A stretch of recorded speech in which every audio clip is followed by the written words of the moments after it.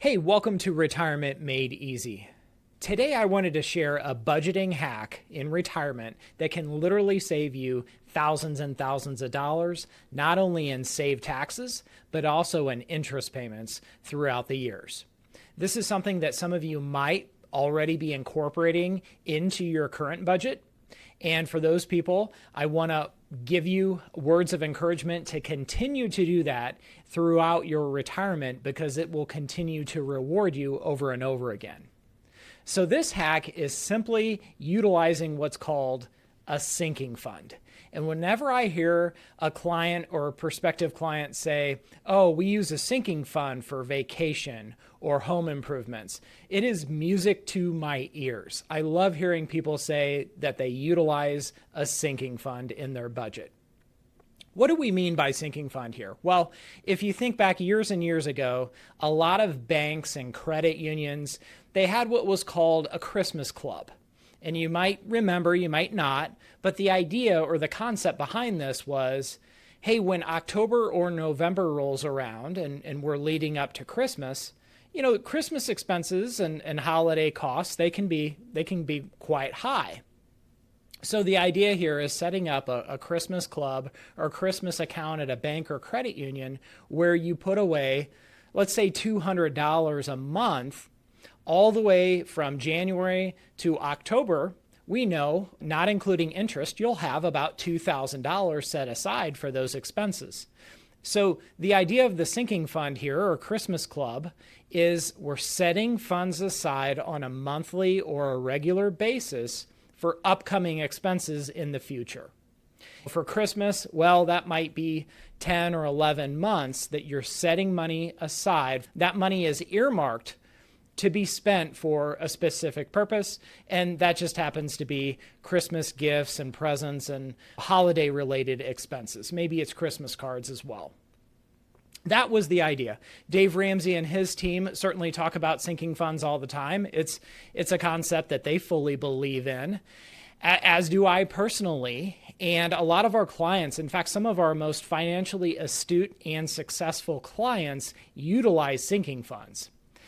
Where can it be most applicable to somebody's retirement?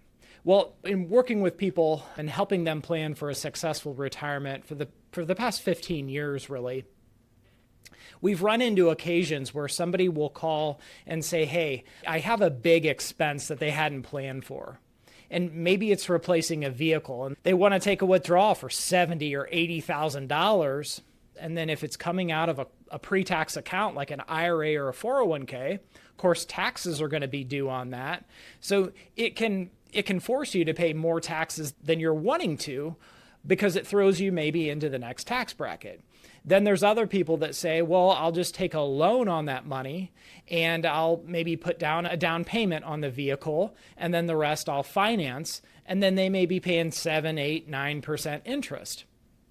So what are some other expenses? So typically it's going to be a car fund, or it's going to be big expenses like vacations. So we like to see people set up a vacation fund as well. And a lot of people are used to doing that while you're working. Set up and set aside money every single month for your summer family vacation. The other thing is, of course, home improvements. And if you're a home owner like myself, you know, hey, there's always expenses that pop up, whether it's damage to the gutters, or maybe it's replacing a water heater, or maybe it's a roof that needs repaired or completely replaced. Maybe it's an appliance. Maybe it's remodeling a bathroom. So the idea with the sinking fund and why it can be so helpful is, hey, these are expenses we know are coming up. So why don't we set aside a couple $100 a month every single month into a home improvement sinking fund? It's just essentially another account that money is set aside, again, on a regular basis and can only be dipped into for home improvement expenses. So a couple things I would recommend here. Have a sinking fund for a car fund.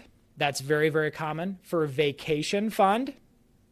Maybe for home improvements. That's very popular.